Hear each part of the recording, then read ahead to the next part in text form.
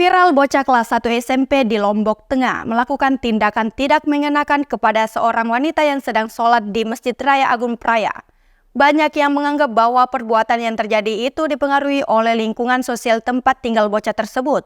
Lantas seperti apa tanggapan psikolog dari pandangan psikologi mengenai bocah tersebut? Dalam rekaman CCTV, bocah yang tak diketahui identitasnya menggunakan peci dan baju koko terlihat melakukan beberapa gerakan tak senonoh yang mengganggu wanita yang sedang melakukan ibadah sholat. Tentu saja perilaku tersebut bukanlah sesuatu yang pantas dilakukan oleh anak yang masih di bawah umur. Banyak warganet yang geram akan tindakan bocah yang menirukan beberapa gerakan pornografi. Spekulasi-spekulasi mulai muncul, seperti pengaruh dari berbagai macam hal yang membuat bocah tersebut mengetahui hal-hal berbau pornografi.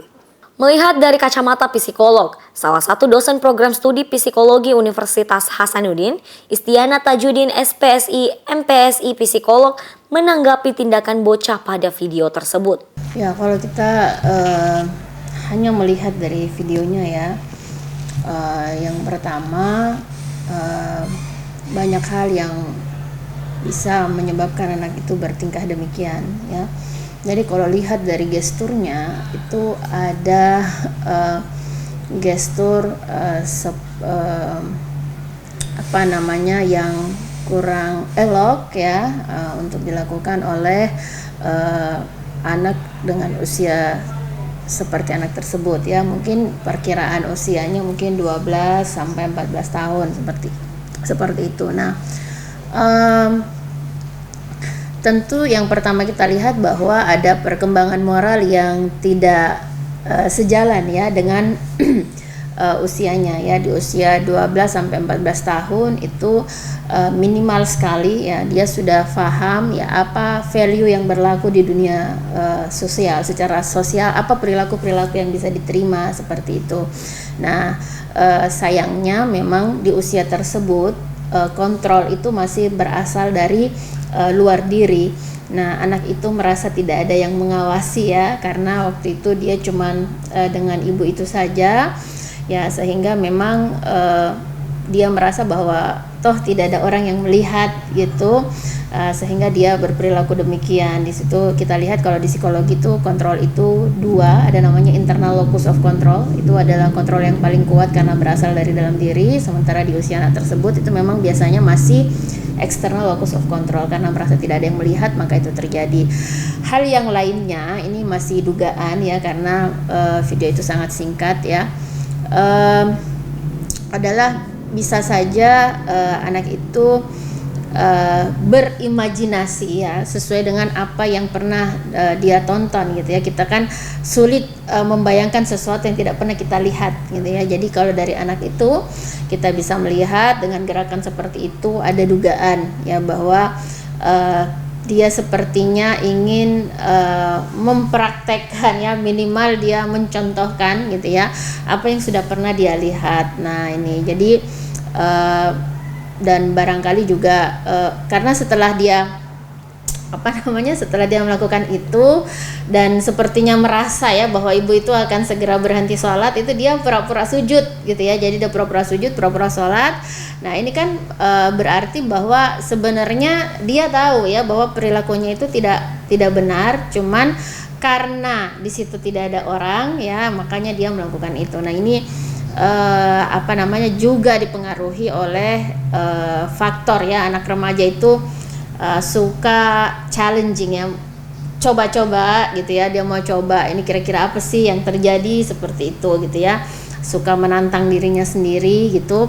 Sayangnya wadahnya itu tidak tepat gitu. Seandainya menantangnya misalnya dengan saya ingin mencoba gimana sih kalau fisik ya, misalnya saya olahraga 10 km rasanya seperti apa gitu misalnya. Nah, ini lain ya. Nah, ini menunjukkan ya bahwa apa yang selama ini dia konsumsi baik mungkin dari lingkungannya ya maupun lingkungan itu adalah teman-teman ya, atau lingkungan tempat tinggal, lingkungan bergaul, termasuk juga di lingkungan keluarga, termasuk apa yang dia asup ya.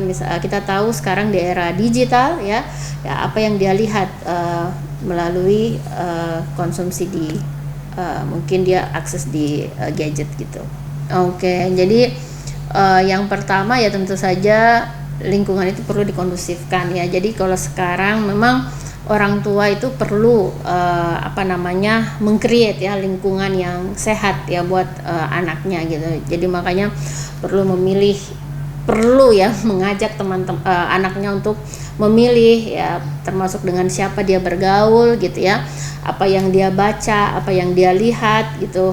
Terus kemudian bagaimana orang tua sendiri ya berperilaku ya, ini yang paling utamanya karena orang tua yang menjadi teladan ya buat anak ya. Kemudian orang tua juga karena sekarang di era digital gitu, saya kira orang tua perlu paham ya, tidak boleh lagi ada sekarang orang tua yang gaptek ya, gagap teknologi, tidak tahu bagaimana penggunaan aplikasi-aplikasi di handphone anaknya. Dia harus paham betul gitu ya apa yang diakses oleh anaknya, apa yang dilihat oleh anaknya ya, dan itu kalau perlu dikoneksikan ya ke handphone orang tua. Jadi orang tua bisa mengontrol gitu. Karena hanya dengan seperti itu, hanya dengan memahami apa yang dilihat anak, apa yang didengarkan oleh anak, apa yang diasup, informasi apa yang diasup oleh anak, hanya dengan cara yang seperti itu orang tua bisa memberikan pengarahan gitu. Kalau tidak, orang tua nanti tiba-tiba kaget, kok anak saya tiba-tiba jadi seperti ini gitu ya, karena jarang ngobrol, merasa anak saya sudah remaja, sudah besar gitu ya. Nah ini kadang-kadang orang tua salah kaprah, merasa bahwa anaknya sudah remaja, nggak perlu diajak ngobrol lagi, padahal semakin remaja semakin perlu diberi arahan karena mereka sudah lebih bebas gitu ya, berselancar di dunia maya ya maupun di dunia nyata seperti itu ya.